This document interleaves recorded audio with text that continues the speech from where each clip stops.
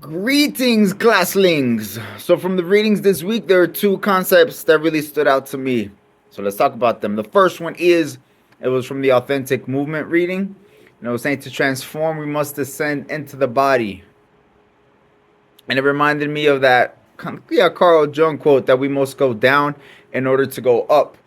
And I realized how I took embodied spirituality last semester and I got a lot out of it. And this reminded me of it, of how, like, traditionally, I think I see my spiritual practices as a way of disconnecting from my body and kind of needs to be in this spiritual space.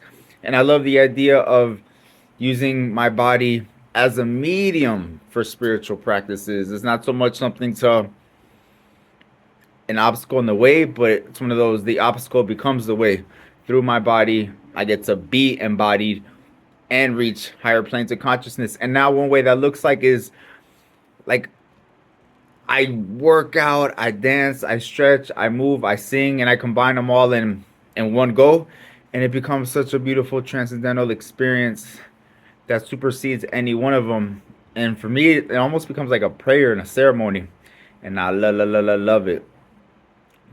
And also dancing. Sometimes I'll dance in a way that's almost like a prayer through my dance. And it's beautiful where that takes me.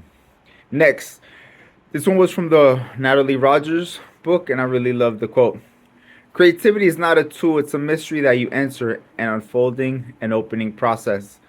And again, because in the book, she's talking about how she uses creativity to help different types of people, including stuck artists.